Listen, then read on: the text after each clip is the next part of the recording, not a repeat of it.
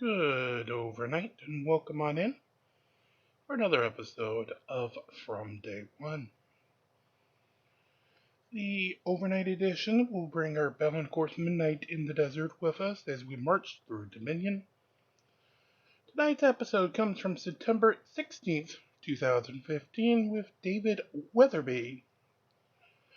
Tonight's topic for our bell, Shadow People. So without further ado, from the 25 time zones in the Great American Southwest, he bids you welcome. Let's begin. From the high desert in the great American Southwest, I bid you all good evening, good morning, good afternoon. About a minute late here, sorry about that. There were some technical things that happened. The internet went berserk. Hi, everybody. Welcome to Midnight in the Desert. I'm Art Bell. Great to have you along through all these time zones, circling around the world, each and every one of them covered like a blanket by this program. So, what in the world could it have been? Well, it was some last-minute scrambling thing trying to get the internet where it was supposed to be. So, the answer is I don't know.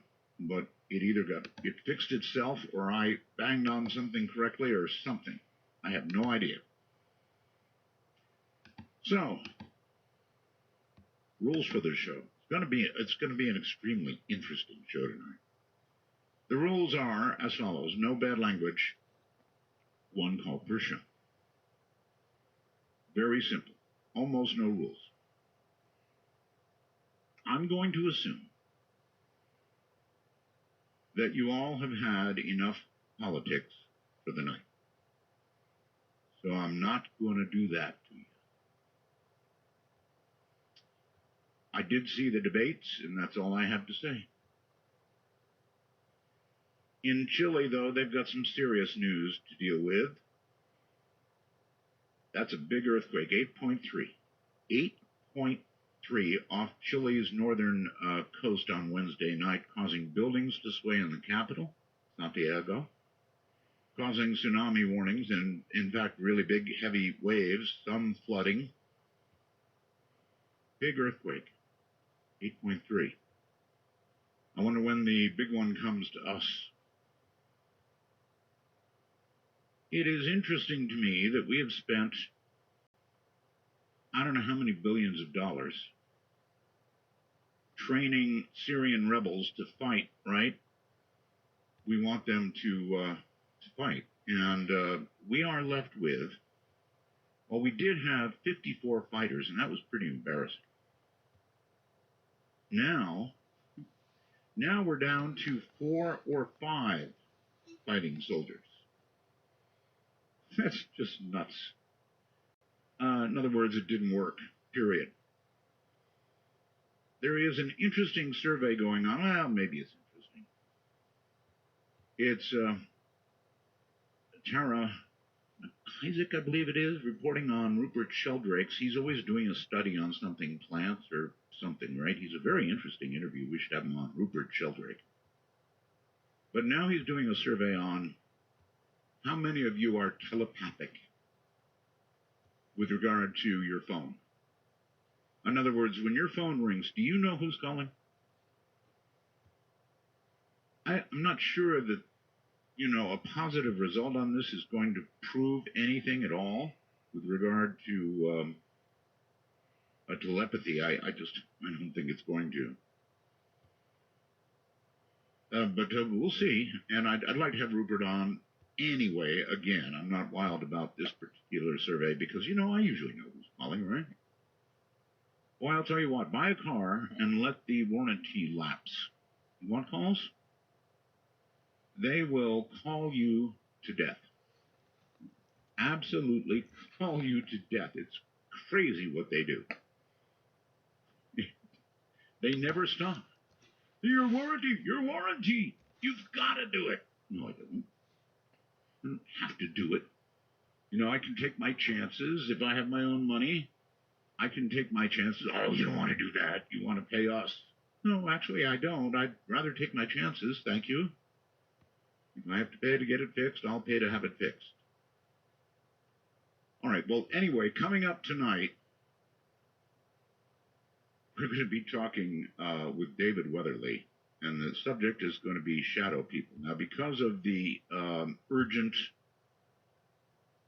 attempt to get the internet functioning again, I didn't have an opportunity to get hold of our guest yet. So I'm going to do the break first, and I'm going to get him on the line because, and it's a big because, I want him to hear my story of terror. And I'm not kidding about that word. Terror really is the right word. And that's the reason I want to do this show. So coming up in a few moments, David Weatherly, we're going to be talking about, it even bothers me to say it, shadow people. Stay right where you are. As always, we'll be back as soon as they finish their musical interlude.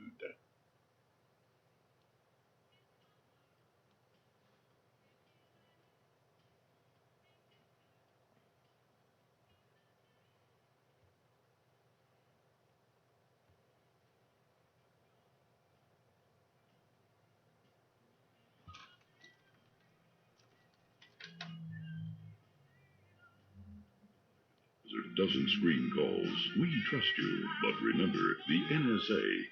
Well, you know, to call the show, please dial 1-952-225-5278. That's 1-952-CALL ART. I really think that is my favorite. All right. David Weatherly is coming up, and I'll tell you all about him. But before I get him on, I'm going to tell you why he's here. Because I had a terror. And that's the only decent word the only word that fits. I had a terror. I've been a talk show host. I've been talking about this kind of stuff all my adult life. But it never happens to me, save an experience with a couple of unidentified flying objects, one very serious one. None of this other stuff. I've never met these creatures, these animals, these things that we talk about and wonder about on the air. Until, and I'm telling this mostly for David's benefit because I doubt he's ever heard it, until about 2 or 3 weeks before the show, I was staying up late, getting in training. You have no idea the hours that I keep. It's awful, actually. I rarely get to sleep anymore before about 5 to 6 in the morning, usually about 6. At any rate, I was in training for that later hour. Turned out I needed more training, by the way. And I was in my ham chat, my ham radio room. You've seen pictures. In fact, there's a picture of that on my profile picture on Facebook. And working on the computer. I've got a old desktop computer and a monitor in it.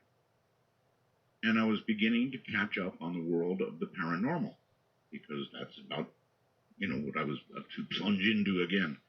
Working very late into the morning, concentrating very hard. And so what I'm going to tell you is the dead flat truth, and it is terrifying. It may not sound terrifying to you because it hasn't happened to you yet. Or maybe it has. You know how we've talked in earlier programs about how you can sense when somebody's watching you or you're being watched or something? I had that sense. And oh God, I turned to my right, and here is this human form. It was not completely solid. I could see something behind it, but it did have enough solidity so I knew what I was looking at. This wasn't, a trick of the eye. This wasn't a floater in the eye or anything like that. A lot of people, I guess, have that kind of problem. I don't see how you could mistake it for what I saw, because what I saw was a being. It was a being. It looked like a human. Now, it had legs, it had a torso, it had a head. The arms, I guess, were at the side and kind of mixed in with it, but other than that, that's what it looked like. And as I mentioned, I could see through it. Now, I'm describing this to you, but it doesn't describe the instant of terror. This was to my right as I sat on the desk. I looked over and I saw this being, and I just kind of jumped, and I guess I was in a little bit of shock, or a lot of shock, I don't know. Anyway, it vanished. It was gone. And I looked behind me. I've got a swivel chair. All my chairs are made for a bad back, right? I've got a swivel chair. I swiveled around, looked behind me, and there it was. It was behind me, up against the back wall. And I could again see a little bit behind it, but it was pretty solid. Still looking just the same way, no real change. The same way. And I was scared out of my wits. I came back around, and oh my God, it was on my left. It was on my left up against the wall. And when it disappeared, it just went like that. It was just gone. And then suddenly it was to my left up against the wall. I don't know any other words to describe it except shadow person or shadow being or entity, whatever in the hell it was. It scared me so badly at that point that I ran out of the room. I've got a wife, I've got a daughter in a room next to me, next to my ham shack. I ran to the back of the house to the closet. I guess I really shouldn't be talking about all of this. Anyway, I went to where I keep a weapon and got it. Probably a poor choice, but I'll tell you, the terror was such that I was convinced that we had an intruder in the house, that something awful was there, whatever in the hell it was awful. And so I went everywhere. I went everywhere in the house. I went in every room. I went out in the garage. I went all over the place. Surprised I didn't wake my wife. And found nothing. But when I tell you what I experienced was terror, I mean real terror. No idea what I saw. To this very day, no idea. I remember doing a show many, many years ago on shadow people. People sent in pictures of, shadow beings in hats and stuff like that. But, to me, at that point, it's something that we talk about. It's something for a night's subject. And it kind of snuck up on me slowly. I had never heard of it before and certainly never experienced it until recently. So there you have my kind of embarrassing description of what happened. Now comes David Weatherly, thank goodness, a paranormal investigator, an author, adventurer, explorer. For over 35 years, he has delved into the world of the strange, investigating cases around the country and around the world. He has written and lectured on a diverse range of topics, including cryptozoology, ufology, hauntings, and ancient mysteries. David has also studied shamanic and magical traditions with elders from numerous cultures, including Europe, Tibet, Native American, and Africa. He has been a guest on a wide range of TV and radio programs, including Dreamland, Over There with Whitley, featured in Watchers Volume 5. He is the author of Black-Eyed Children. Oh, that's another good one that has only come up recently, and a book called Strange Intruders. So, David, welcome to Midnight in the Desert. Good evening, Art. Thanks for having me on. It's a pleasure. Yeah, good evening. So, I had to delay things and change them around so that I had you on the line when I went through that description. And I wanted you to hear what I experienced, which, honest, scared the hell out of me, David. It really did. It's hard to describe the kind of terror that I felt. Oh, no doubt, Art. And I tell you, over the years, I have sat down with so many people and heard, countless variations of that same type of account. And, often when I interview these people, it's like interviewing someone who's just went through a trauma. Or trauma. A very frightening experience, and they just radiate. I find that a lot of these people even recounting their experiences to me, if it's been, a year or several years sometimes, when they go back to that moment, they start becoming fearful again. That's right. It comes right back. Because it comes of back. recalling the experience. Yes. It brings back not just the memory, but the emotional state that That's right. occurs. That's right. The during terror. these encounters. That's the word for it. Terror. There's no Trust word. it. Terror. Yeah. There's no other word for it. And I'll tell you, I've heard some, that were so frightening and over the top that, you really sort of wonder how some of these people even maintain their sanity long enough to push beyond this. Because there are some of these encounters that become physical. And that takes the fear factor up many more levels. It sure would. I swear, it was a terrible idea to get a gun. Because if I had seen this thing, I'd have fired. And it wouldn't have done a damn bit of good now that I think back on it. I'm sure it wouldn't. I mean, I'm sure a bullet would go through it just like a little bit of the light did. I guess you're some kind of expert on these things. Well, what the hell are they?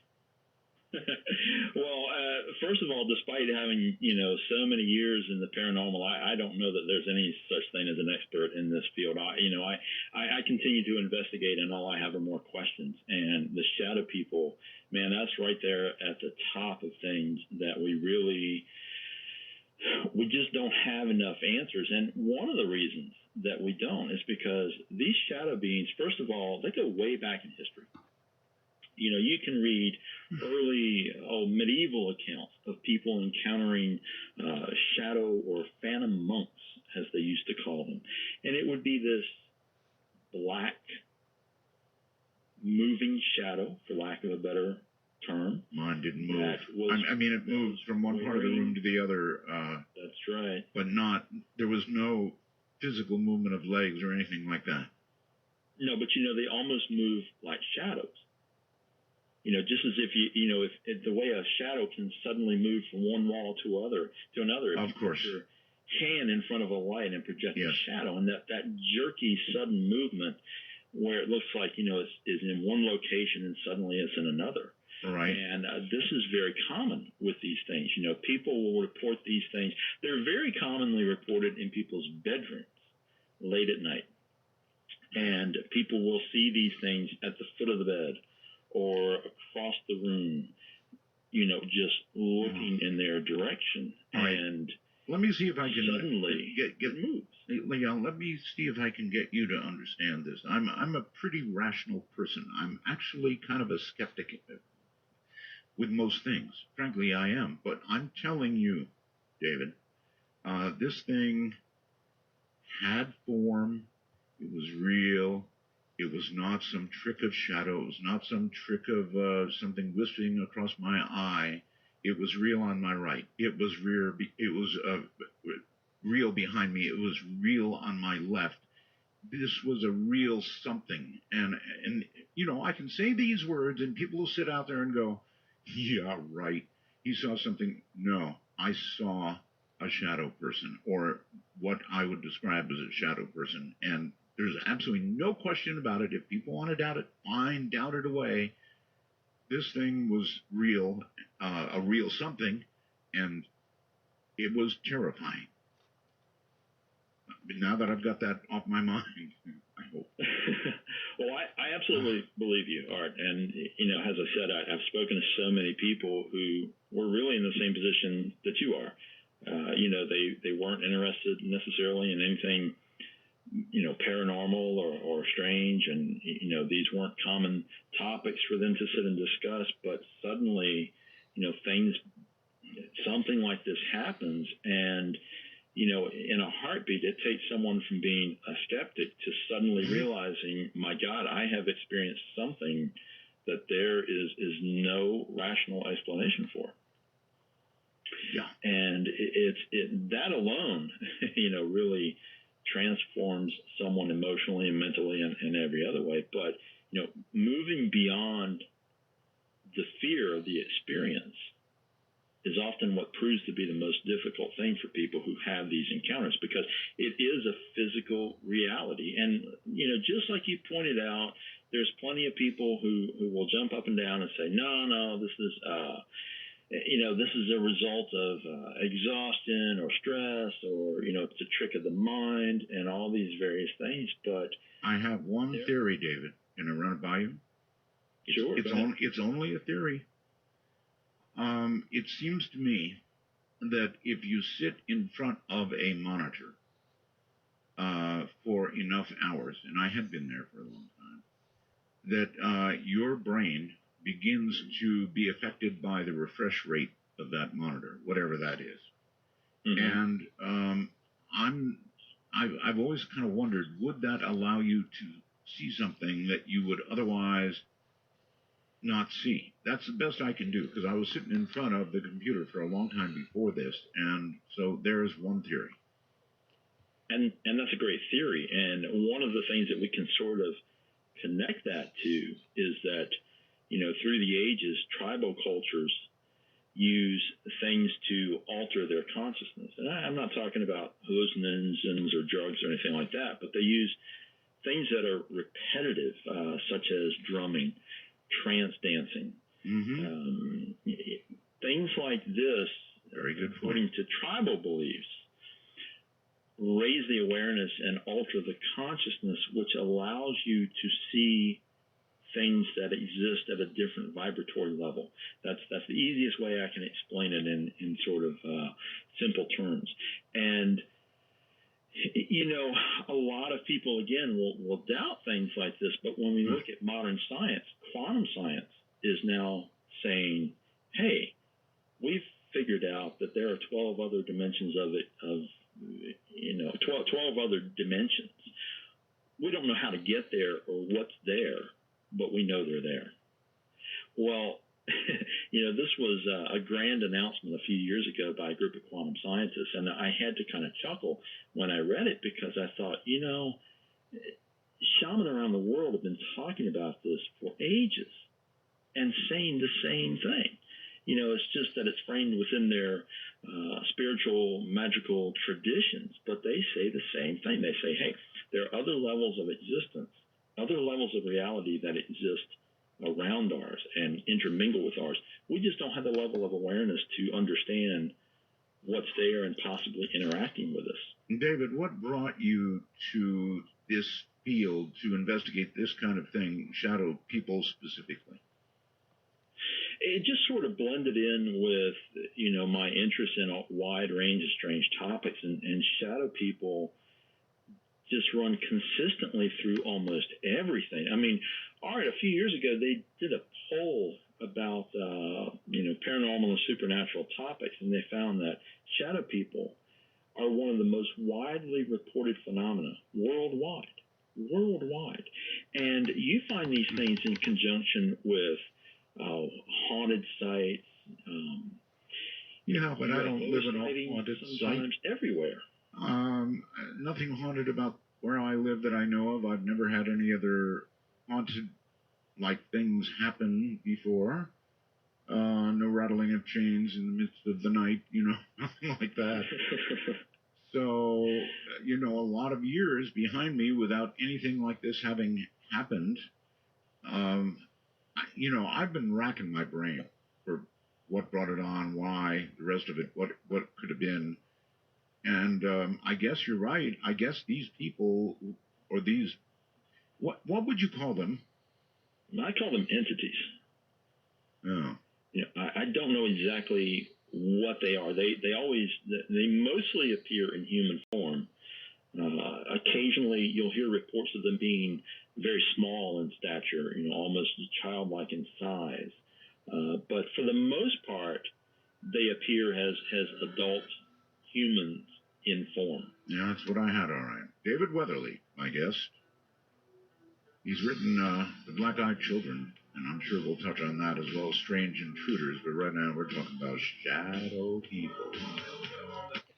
And we'll return again once the musical bumper has concluded.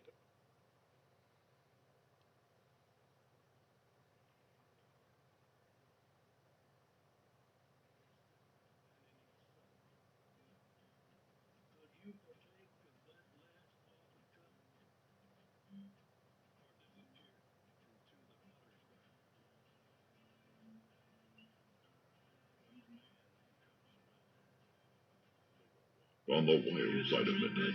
From the Kingdom of Nye, this is Midnight in the Desert with Art Bell. Please call the show at 1-952-225-5278. That's 1-952-CALL ART. Okay, this comes from something entitled When Shadow People Attack.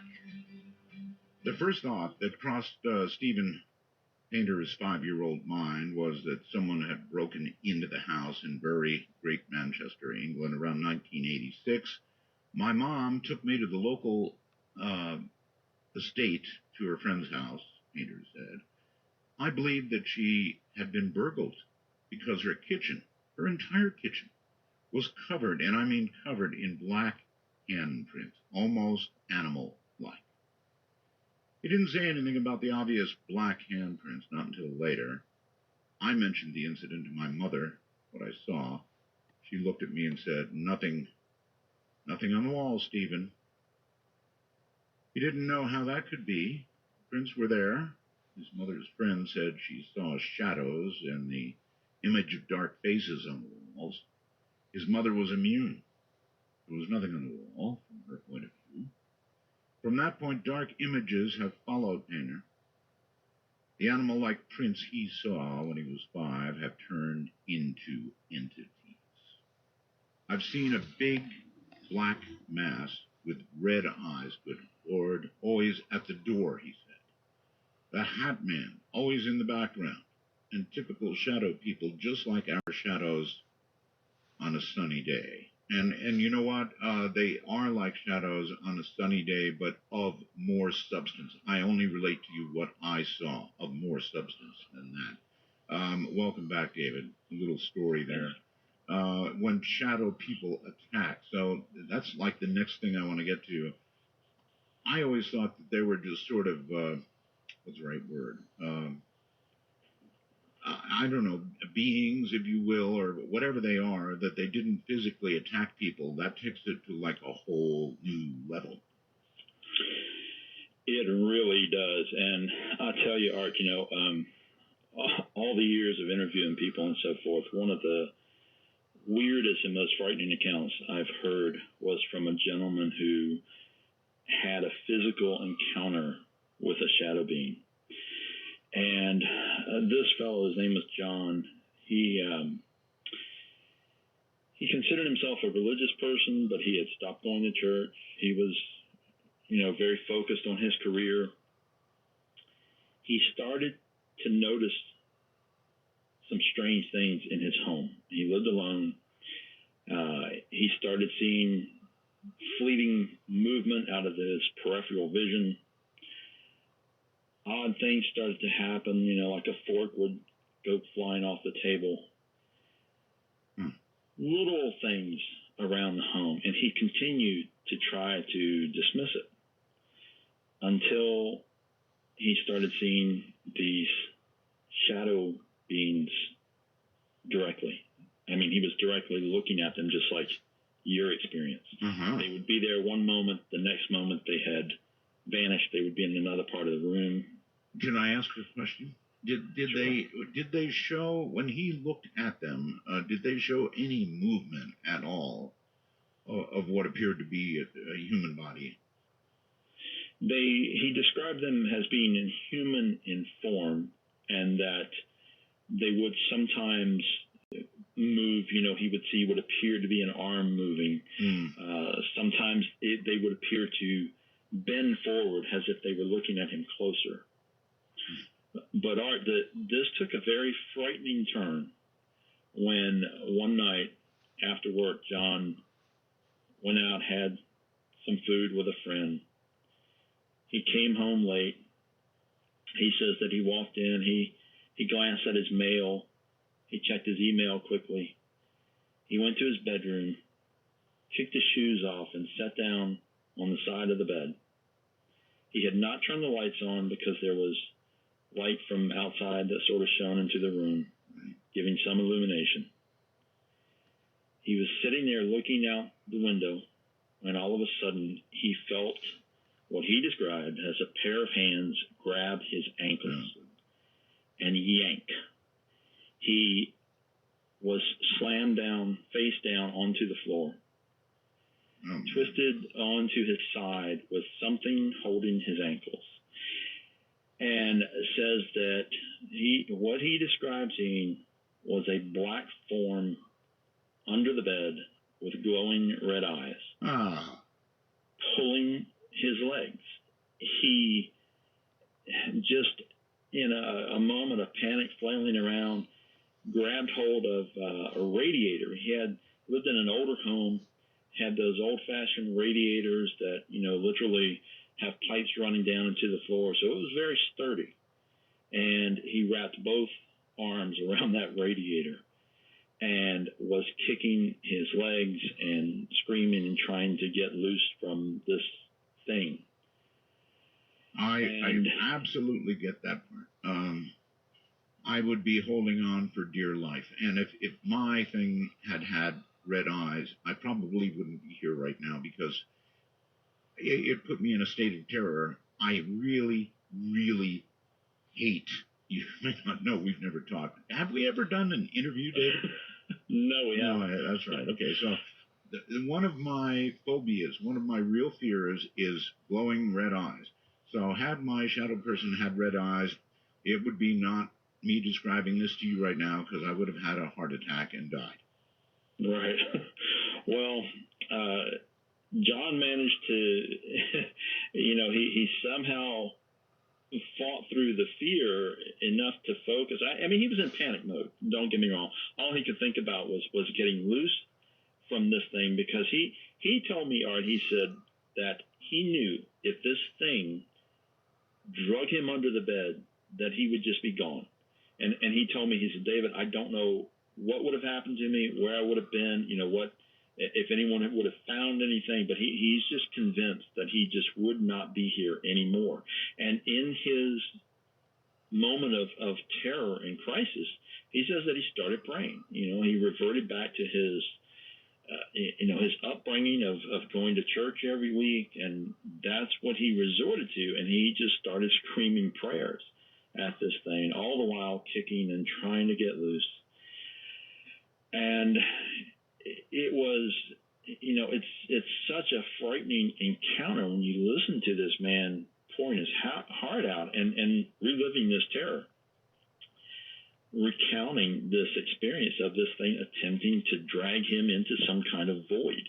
And, he ended up letting go of the radiator and grabbing the nightstand next to the bed, yanking out his Bible and continuing to pray, and started reading passages from the Bible while fighting this thing. And somehow he got loose from it.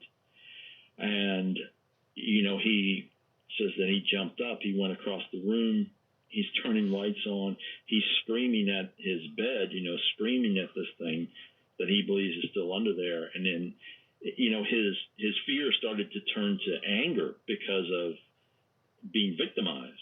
And he ended up, kicking against the bed and finally just shoving the bed aside, and there's nothing there. Okay. I have, I guess, one little additional detail that I can say. I'm sorry to be talking about what I saw, but maybe this means something and maybe it means nothing. This thing did not move, and it seemed to me when it was on my right that it just disappeared, and as I swung around, there it was on the back wall. Then it was to my left, and that's when I was just utterly freaking. But have you ever seen when the Starship Enterprise goes into warp drive? Oh, sure. Right. You go, Yes. Well, I had just a little tiny bit of that. It wasn't a full Starship Enterprise going into warp drive, but there was a little bit of that in, as it disappeared the third time. You could see a little, and that was it, gone. As if it went through a portal. I don't know what it went through. I don't even know what it did. But I'm just telling you that effect, if you can imagine that effect on a kind of a minuscule level, that one on my left, when it left, it headed, would have been in the direction of the house, going into the house from the back of the house where my ham shack is. And there was that little tiny effect, not a big effect, a little one. That's the only movement that I can even imagine to describe. Otherwise, nothing. I've heard other people report similar things to that when these shadow people leave. And now some people will say that it looks like the shadow or the darkness gets sucked into something suddenly. I guess it could be described that way. Right. And, of course, there are other accounts of these things leaving by going into mirrors. Yeah, mirrors are interesting. They are indeed. And, a mirror in a dark room, it kind of adds to the eeriness of some of these encounters. Cultures around the world have a lot of things connected with mirrors and believe that those are sometimes can be used as portals or gateways into other realities, essentially. Of the shadow people stories that you hear, how many of them result in some sort of physical confrontation? There aren't a lot of accounts where the shadow people make physical contact. Now, there are physical elements occasionally in that, they will at times cause things to move in the room. Of course, there are accounts where people will, get really frightened and throw something, which inevitably just goes through these beings. So, the physical components, when they do show up, as in John's account, tend to be pretty frightening and pretty stunning. But fortunately, there are a very, very small number of those at this point. But I have to point out that reports of these shadow beings continue to grow every year. There are more and more encounters showing up across the spectrum. Do you want to venture a guess why? These things. Yeah, do you want to venture a guess why? I think there's a number of things that contribute to that. The paranormal in general, and I use that term very broadly. I'm old school. I started this stuff in the 70s, and back then paranormal meant, anything outside the norm. So, I think that it's become such a part of pop culture now with all the reality shows and movies and everything else that people have become, one, more open to discussing their experiences. And two, there are more people looking. I mean, we have more, ghost hunting teams and ufologists and cryptozoologists now than we've ever had in history. It's a worldwide interest. So more and more people looking, then more and more things are going to be found and more reports are going to be registered. Yeah, maybe. But it seems to me that looking for a ghost, taking like a camera crew out and hunting for a ghost has a very small chance of success unless you're going to a place that has had lots of really recent encounters and, is really a hot zone or something. But, hey, I'm 70 years old now, David. This was my first experience with anything like this. Right. Well, as another answer to your question, we could sort of go down a rabbit hole and examine it in different ways because,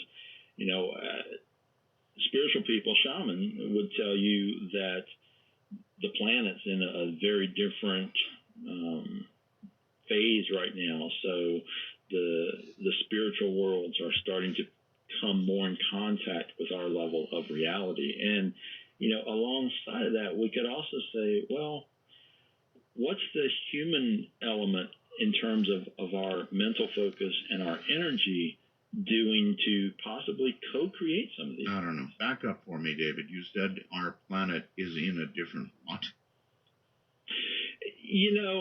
Everybody got hyped up a few years ago about 2012. Remember that? Yes. Lots of craziness, and everybody was proclaiming, the world's going to end, blah, blah, blah. Well, they tagged a lot of this onto Mayan spiritual elders, claiming this because the calendar was ending. But in reality, that's not what those guys were saying. I've met with some of those elders. And really what they were saying and what a lot of native elders around the world are saying is that the world is it's going through a transformation because culturally and spiritually and politically and everything else, we're at a lot of crisis points. And it's all kind of coalescing into a forced transformation. I mean, face it, you look at the nightly news and you know that there are a lot of breaking points that are going to start showing up. The world's going to start changing. And when you coincide that with our personal viewpoint and experience of the world around us, then that's bringing some different things to light. Okay. You said the planet had shifted in some way. Say that again, please. Well, tribal elders talk about moving into different worlds. The whole reason the Mayan calendar ended was because a cycle was ending.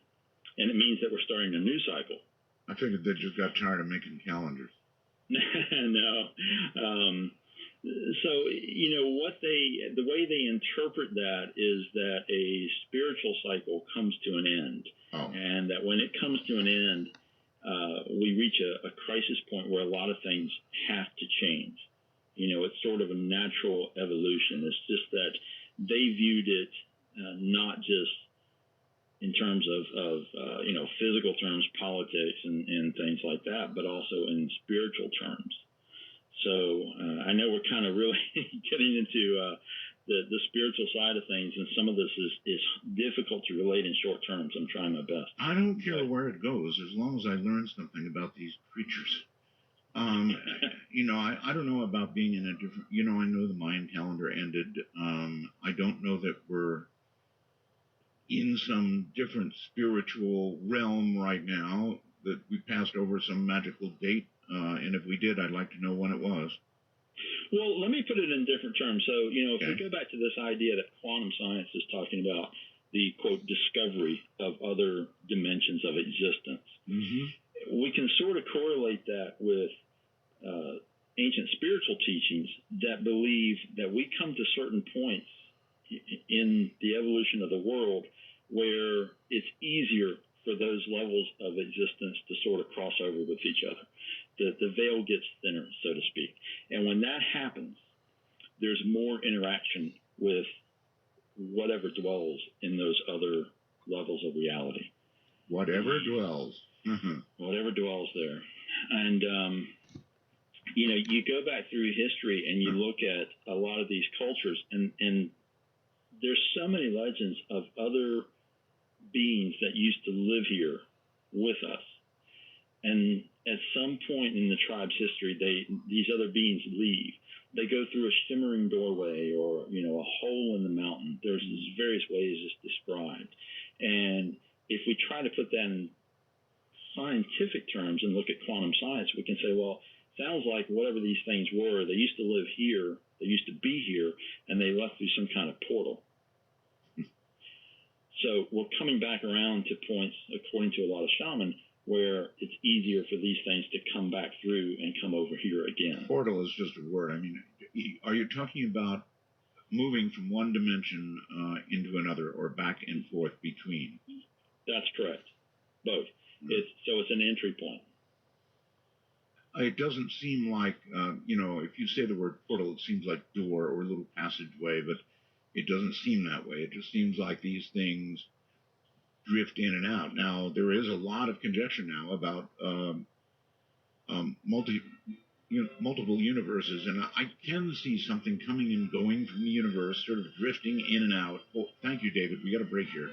Kind of drifting in and out, right? That I can kind of put together in my brain. Terrifying stuff. You don't want to see one of these things. And again, we'll return once they're done with their musical bumper.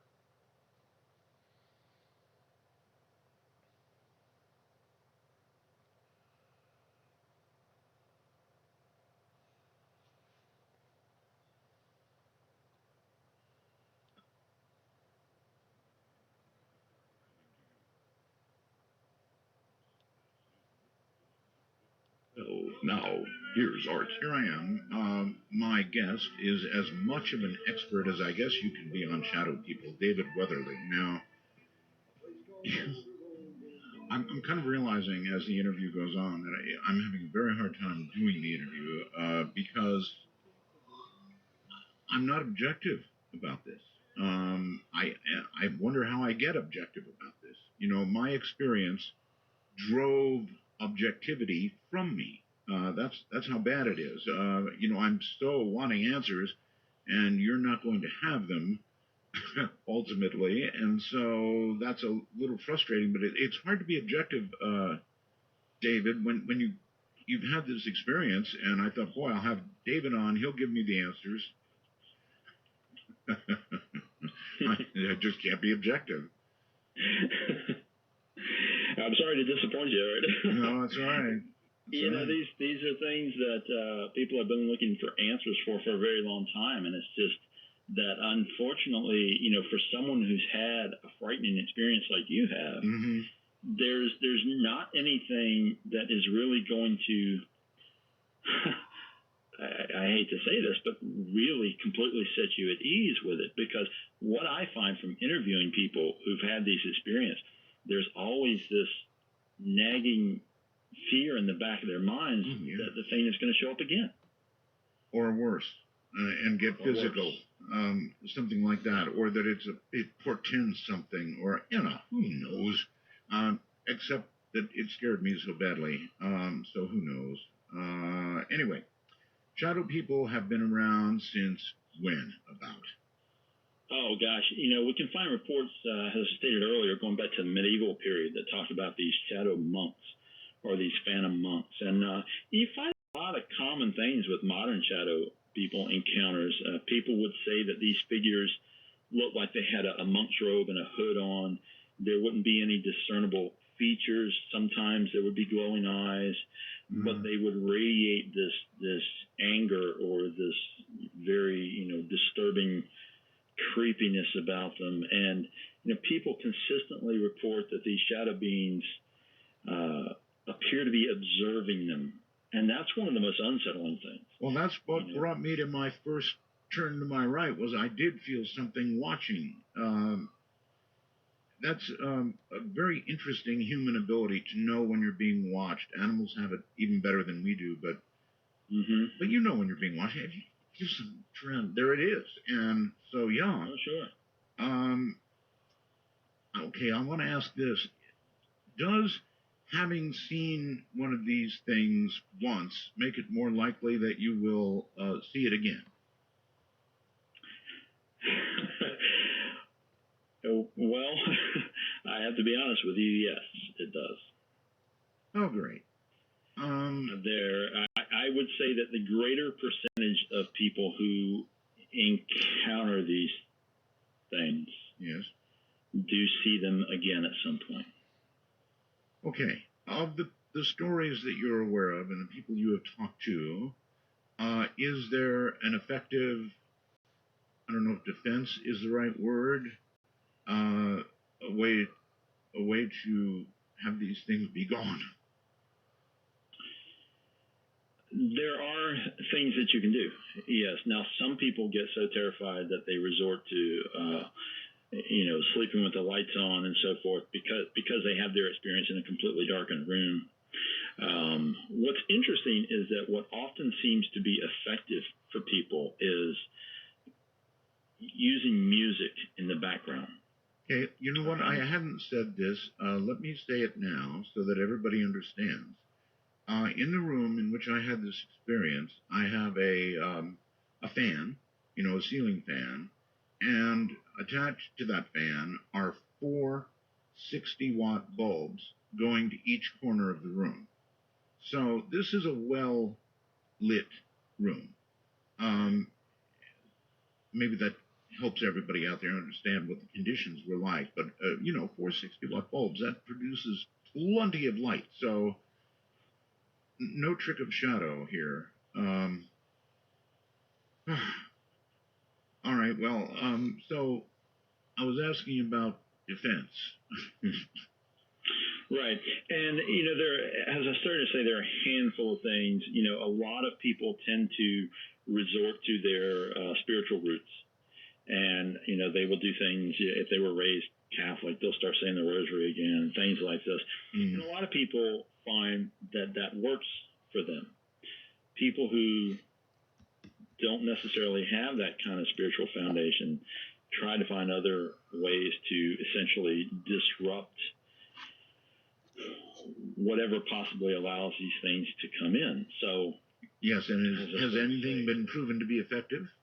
Well, what I've had a lot of success with in giving people is having them play classical music in the background. Now, there's some interesting studies that say that, classical music assists the brain. It raises your level of creativity and so forth. And it seems to be that for a lot of people, this helps sort of settle the mind so that these disturbing, more disruptive things don't come in. Well, that's going to be a problem for me. I'm not a classical music fanatic at all. Right. For me, it's rock. Okay. All right. Are there any geographic areas in the world where these kinds of things are more common? They're very common around locations that have a history of hauntings, particularly older locations. There's something called the stone theory that relates to hauntings. And we find that a lot of times shadow people tend to show up around those locations too. It's essentially an idea that things like limestone, areas with a lot of heavy quartz in the foundation and so forth, can either attract entities or make it easier for things like this to come through. And as a result, a lot of locations, you go to Europe and a lot of these older castles and so forth that are very haunted. There'll be shadow people reports a lot of the times. All right. How about this? Another factor that comes in, Art, and let me interrupt you and throw this in, is that places that have heavy amounts of a heavy history of negative things, like old asylums, prisons, things like that. It's very common to find shadow people reports around those types of locations. Okay. I guess. We're sort of getting into the emotional aspect with that. A lot of emotional trauma and so forth seems to make it easier for these things to come in. And, even on a small personal scale, I find that a lot of the people that I've interviewed who they don't live in a haunted location, they don't, none of the other parameters fit. But what is often found is that things are going on in their lives that create high levels of stress or trauma or, emotional turmoil. Those all seem to be elements that help create these negative experiences. See, I'm trying to relate everything to myself. My home life was great. I've got the best wife in the world, a great daughter. So no stress there. There was stress, I guess, because I had this upcoming show. Sorry, I'm trying to relate everything to myself. I'm trying to come up with answers. And here's the other thing I meant to ask you, David. It is, look, shadow person is just a phrase. It's the one I came up with when I saw this damn thing. I guess I should be not saying damn thing, darn thing. I don't want to make it angry, just in case. So it's just a phrase. Maybe I could have said I saw a ghost. Yeah, I don't know. Shadow person seemed more to fit what I saw, but that's a good question. Could it have been a ghost? It is, and I see where you're going with that. And it's really a good point, because shadow people, shadow person has sort of become this catch-all phrase over the last 10 years or so. And what is most likely is that there are a lot of different things that are being thrown into those categories, because there are variations. Some of them appear to be very malevolent. like the account that I related earlier with John, this thing, whatever it was really out to get him. Yes. But there are plenty of other accounts of these things that there's no physical contact. And while it's creepy and scary, these things almost appear to just be observing. People will report these things manifesting in their room, and they'll, suddenly be leaning over the bed as if they're trying to get a good look at the person. And then they vanish. So it seems that we have a lot of different manifestations all thrown into one category. And honestly, we could go down a lot of different roads to say, hey, this is what they probably are. I remember years ago interviewing people about shadow people, and some of the callers said, you know what, I confronted this being, I stared back at it or talked to it or yelled at it or something, and it seemed startled. Now, of course, I had no experience like that, but that was interesting, almost like this being was as startled as the person it was scaring. Right. And, those accounts do show up too. It's as if they think they're covertly spying on us or something. But to be examined in turn is a bit shocking to them. If they are of another dimension, if they are of another dimension, then maybe they're as shocked at popping into this one as we are to see them. Very possible. Very possible. And, here's another possibility. I mean, they may be having some kind of a fairly normal existence and seeing us and are just as surprised, wondering, what is that? Okay. Anyway, not so many physical attacks. That's a much smaller percentage, right? It's a very small percentage at this point, yes. That makes me feel so much better. How many reports of those glowing red eyes? That is a pretty good percentage.